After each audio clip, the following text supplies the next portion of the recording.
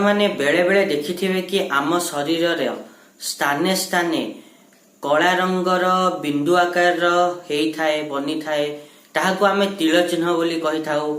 आपण माने तिल चिन्ह आउ कला जाई को समान बोली भाबिबेनी। तिल चिन्ह छोट बहुत ही छोट हेई थाए एवं बिंदु आकार होई थाए जेतेबेले कि कला जाई बड़ आकार हेई थाए। आज आमे तिल चिन्ह विषय कथा हवा जहा कि आपण माने थंबनेल रे देखि पारथिबे। थंबनेल रे जहा देखा जाउची ताहा होची तिल चिन्ह। आज आमे तिल चिन्ह विषय रे ही कथा हवा। नमस्कार, मु सुआशीष पुंथर स्वागत करछि मो YouTube चैनल को। आमर शरीर रे तिल चिन्ह रो बहुत महत्व रही थाए। एही तिल चिन्ह आमर स्वभाव एवं भविष्यत विषय रे मध्य कहि थाए। तेणु आज आमे सही तिल चिन्ह विषय रे आलोचना करिबा।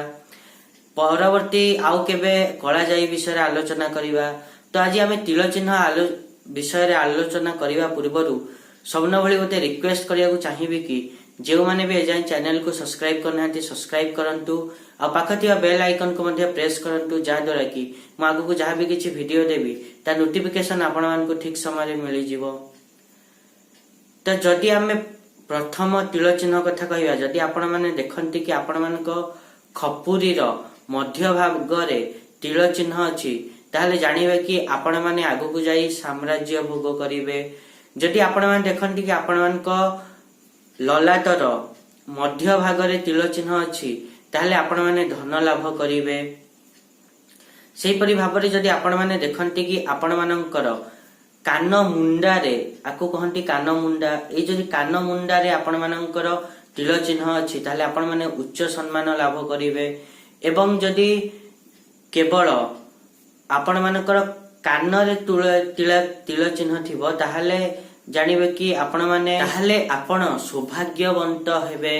तापर जदि आपण माने देखंती कि आपण मान को जो भूलता अछि तार ऊपर तिल चिन्ह अछि ताहले जानिबे कि आपण माने यशस्वी हेबे आगु को जाई कि।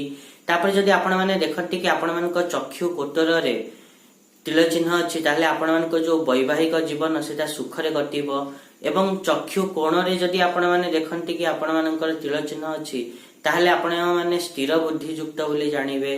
तापर जदि आपण माने देखंती कि आपण मानकर ए नाक ऊपर तिल चिन्ह अछि ताहले आपण माने जने भलो व्यवसायी। तापर जदि आ कथा बा जदि आपण मानकर ए जो कांध ऊपर तिल चिन्ह अछि ताहले आपण माने परोपकारी बोली जानिबे।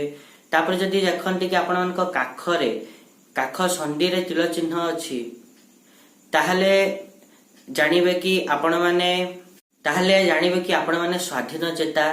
तापर जदि आपण माने देखंती कि आपण मानक गाल रे तिल चिन्ह अछि ताले जानिबे कि आपण मानकर विवाह सुखरे कटिबो। तापर जदि आपण माने देखंती कि आपण मानक बेक रे तिल चिन्ह अछि आकु कहंती बेक, जदि बेक रे तिल चिन्ह अछि ताले जानिबे कि आपण माने धन जन रे खुशी अटंती। जदि आपण माने देखंती कि आपण मानक ए गळा जगह रे तिल चिन्ह अछि ताले जानिबे कि आपण मानक विवाह रे धन लाभ करिवे।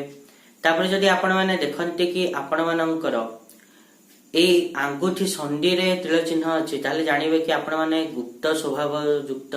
एवं तापर जदि आपण माने देखंती आपण मानकर बुढ़ा अंगुली रे तिल चिन्ह अछि ताले जानिबे कि आपण माने बुद्धिमान। तापर जदि आपण माने देखंती कि आपण मानकर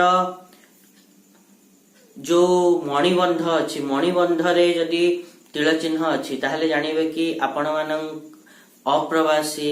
तापर जदि आपण माने देखंती कि आपण मानकर जो बाहुरे जदि तिल चिन्ह अछि ताले जानिबे कि आपण माने शत्रुजित अर्थात शत्रु मान को ऊपर आपण माने विजय प्राप्त करिवे।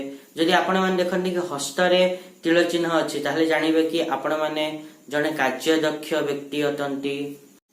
जदि आपण माने देखंती कि आपण मानकर तर्जनी अंगुली रे तिल चिन्ह अछि ताहले जानिबे कि आपण माने सबु लोकंक प्रिय अटंती।